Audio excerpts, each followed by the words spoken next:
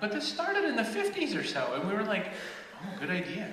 We should put a picture of someone famous next to the car, and they'll think they drive it. We demand much more than this now, and the trick is that all these new tools out there, all these new communications tools, allow us to rewrite human code, allow us to reconnect in different ways with people.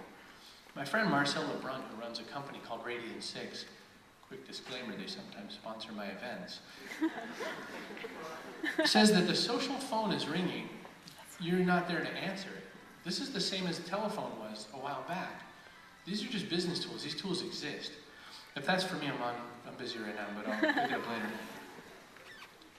Nobody answers their landline phone anymore. I'm waiting until none of us answer our cell phone anymore. I've learned this whole thing about networks and human systems. A lot of us, who in the audience knows somebody right now, a good friend of theirs that's out of work? Or looking for a new job, right?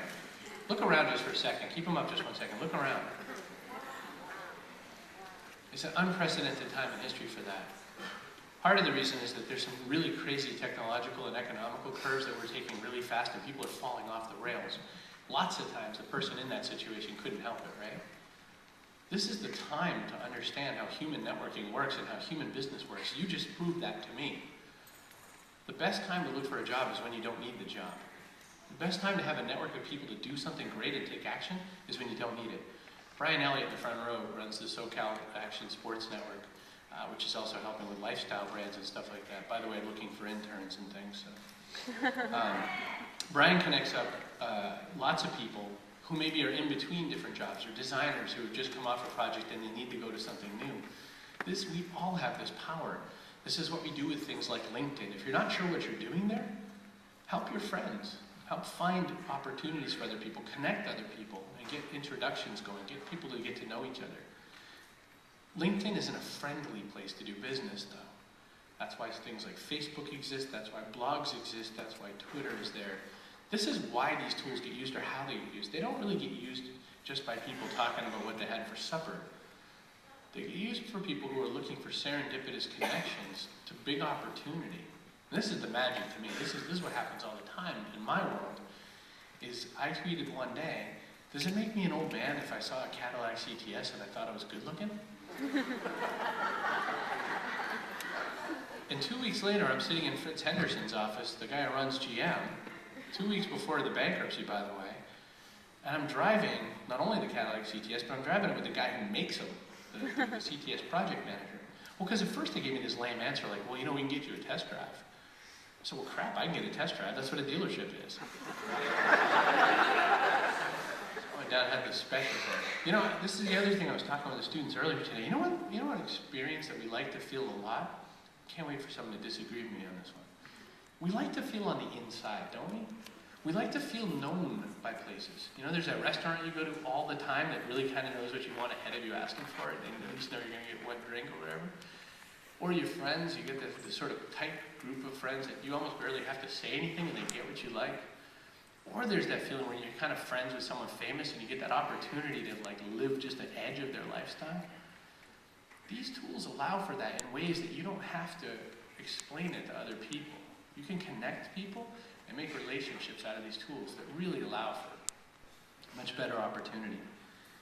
But the other thing is, these tools are very much a meritocracy, which is it's a beauty of our system, is because as advertising and entertainment and everything moves its way up, and we suddenly have to be the beautiful people to be famous, now you don't again. Now you can be the smart person or the fun person or the person who knows enough people to make it work again. We have the opportunity to be influencers in a whole new way. Brands have this opportunity too. Look at the old days. This is so easy to think of without thinking of social media. You'd go and you'd buy Kraft Miracle Whip, and on the side there'd be a recipe. And the recipe would have 2 or 3 other Kraft products on it, right? And you're like, oh, I better buy those. Especially if you're a dude, you don't want to screw up anything, so you're going to get exactly this. This will give me no trouble. Because heaven forbid you come home with the other thing. I just got regular eggs, honey. I didn't get Kraft eggs. I'm the cook in my house, so I'm the one who F's it up anyway. But these things we do That's influence. Well, influence comes on the web in a very different way. Gary Vaynerchuk changed the way we talk about wine because he talked about it like saying, this kind of tastes a bit like Skittles.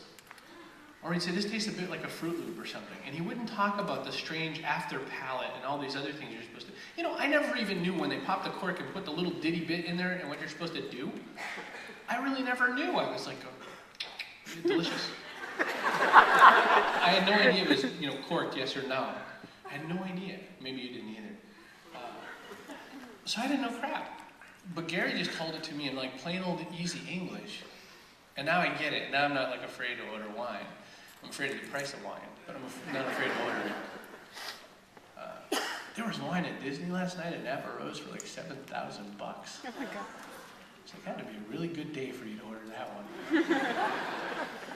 You know, that's not impressing a girl wine. That's you just bought a company wine.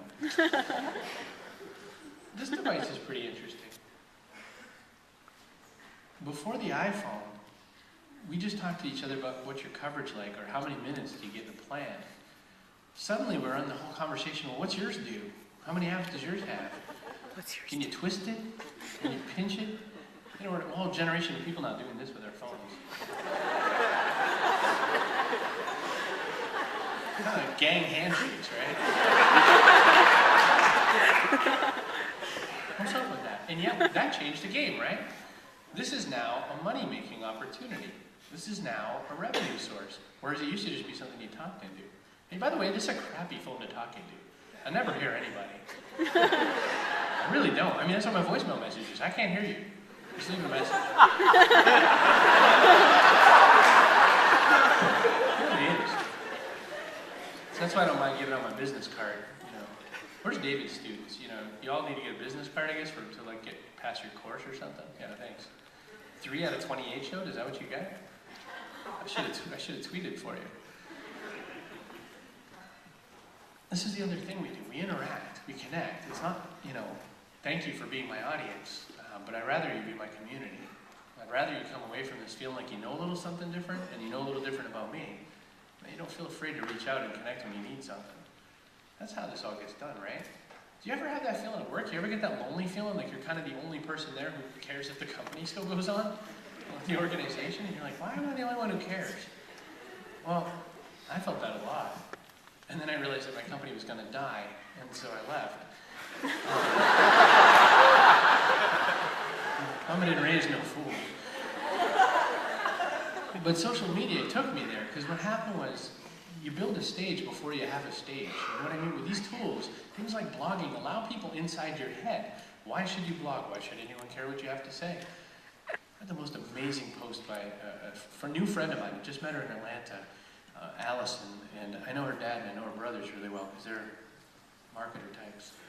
And she wrote about domestic violence. And she wrote about a husband that was very abusive. And not mildly abusive either, like, you know, full-on baddie smash your head against the car abusive. And this thing, I mean, it was a long blog post, and I have, you know, self-inflicted ADD, so to get to the bottom of this was like work for me. But of course you're reading, it's very compelling reading. And all she really wanted to do is really help people with awareness of it. And she's not a professional, she has no credentials to do it. She's someone with a story.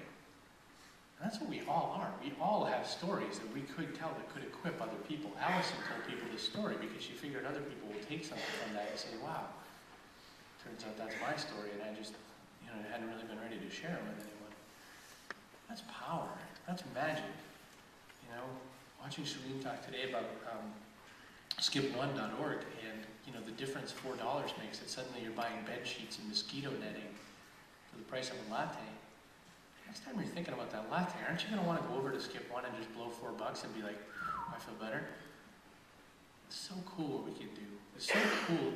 I mean, it's funny because people talk to me about how many people follow me on Twitter, or wasn't that blog post really cool where you talked about the fact there was only 3 Star Wars movies? The answer is 4, 5, and 6.